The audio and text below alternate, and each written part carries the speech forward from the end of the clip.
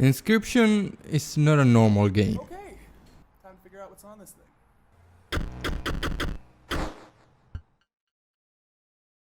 thing. The new game option is disabled.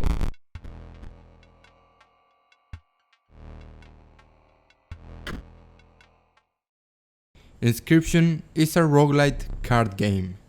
A shadowy figure sets the rules from the other side of the table.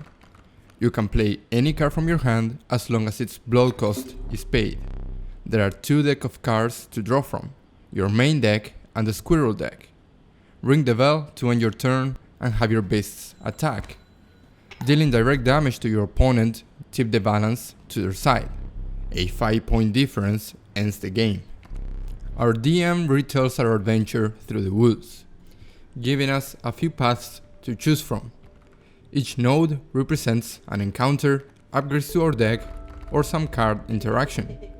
But one card is not like the others. The Stoat actually talks to you, directly. There might be something deeper going on here.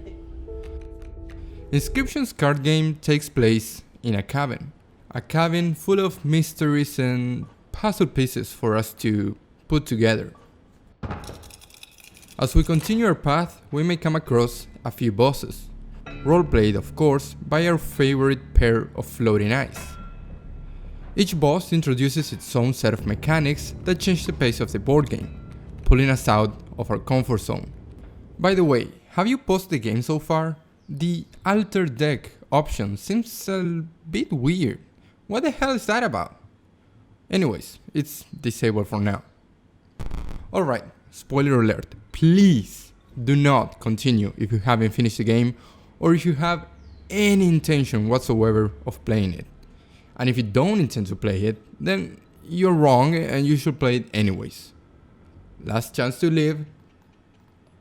Okay. So we finish our first run, get pulled aside, and the host reveals itself. It's an old creature dude with a wooden body and mushrooms growing out of his beard. He uses his camera to turn us into a card. And we die. Inscryption is a game about Luke. Luke is a YouTuber who makes card opening videos. This time around, Luke is opening Inscryption cards, an unpopular card game long forgotten by most. But there's something wrong with this particular pack. It was opened and resealed, and it contains a set of coordinates in one of its cards.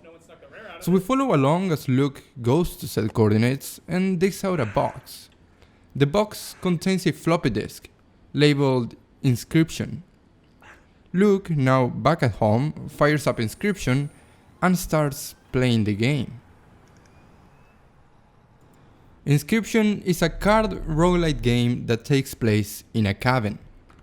The shadowy figure before us sets the stage for a playthrough. I remember finding a knife in a previous run. It may come in handy if we find ourselves in trouble. You see, the rules of this game are malleable. Outside objects might be used to tip the scales in our favor. So taking our eye out to use as weight is perfectly valid. And since our DM cares so much about our experience, he offers a free replacement.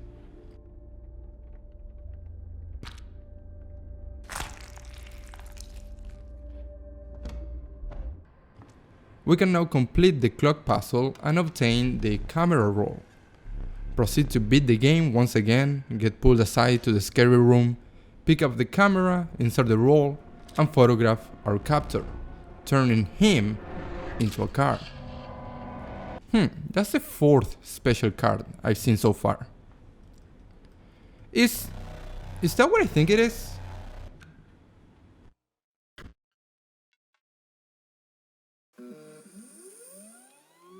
Inscryption is a top-down adventure card collecting game.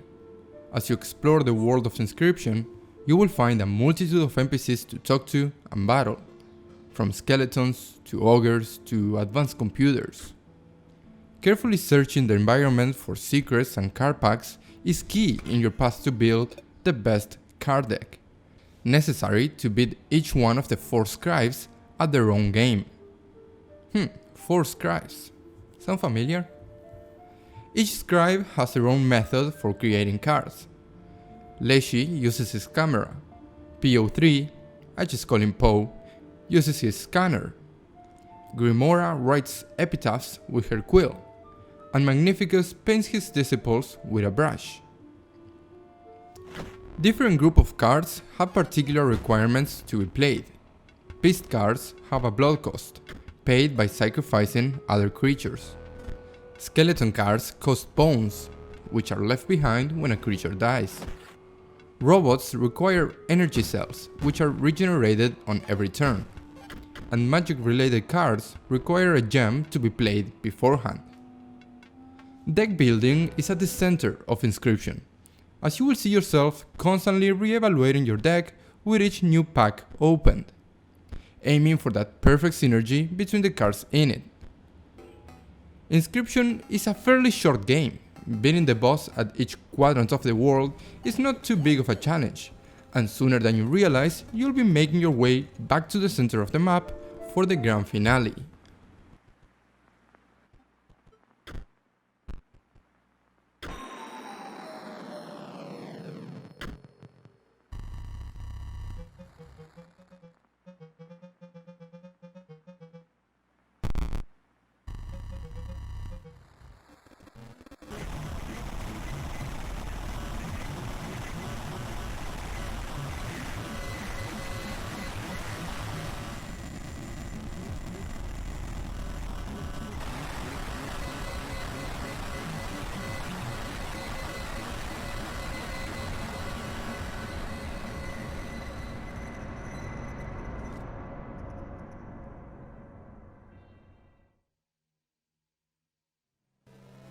Inscryption is a holographic, linear adventure card game.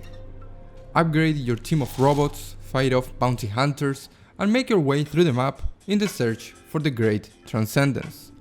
PO3 is the Dungeon Master, and in exchange for his guidance, he may need your help in taking care of the facilities from time to time. The board consists of 5 lanes. Each card has an energy cell cost. When your turn starts, your energy capacity is increased by 1 and all the cells are restored. The number of mechanics at play grows substantially as you progress through the game, as does the power of your deck. For example, the empty vessels from your secondary deck don't seem so empty anymore when they provide a gem, create conduits, reflect damage, and replenish a cell. I gotta say, Inscryption is not a particularly hard game, but it will put your brain to work. Each encounter is exactly that, an encounter, a puzzle to be solved. You are not playing a symmetrical board game against an equal opponent. Poe sets the rules of the game, and if it wants to access the web or look through your hard drive, then it will. Inscryption bosses each introduce mechanics that put a twist on the board game, like taking a picture of the board state for its later restoration.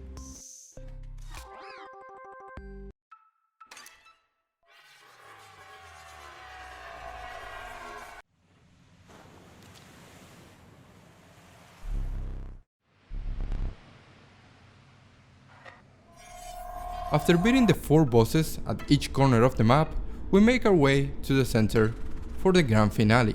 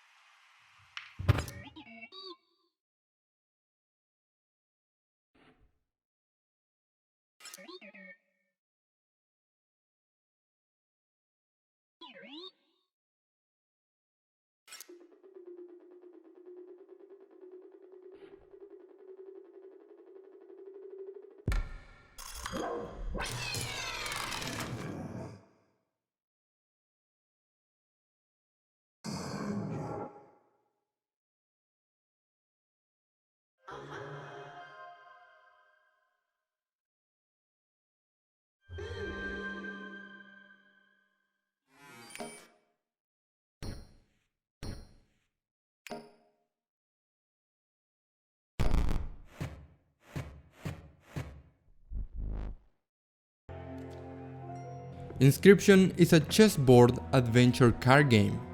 You can play any card from your hand as long as its bone cost is paid. There are 2 decks to draw cards from, your main deck and the skeleton deck. Pull the rope to end your turn and have your creatures attack.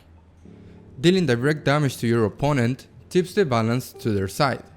A 5-point difference ends the game. Grimora is our DM.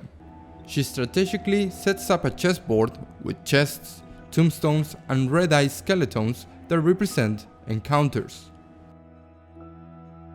Inscryption's pool of cards is incredibly small, but the game makes up for it with interesting sigils that require direct input from the player. Inscryption bosses each introduce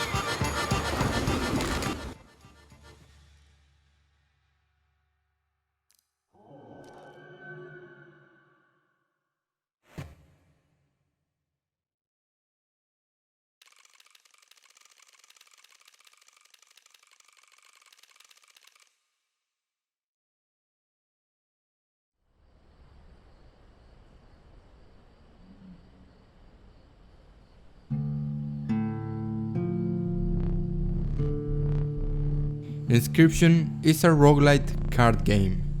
A shadowy figure sets the rules from the other side of the table. Oh, fuck.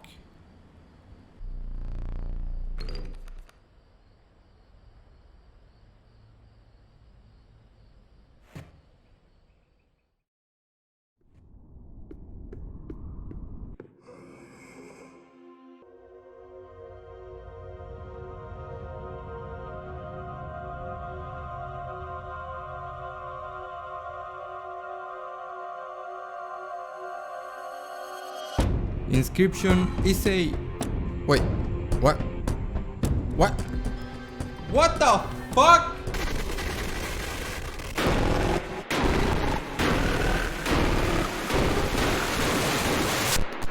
I told you!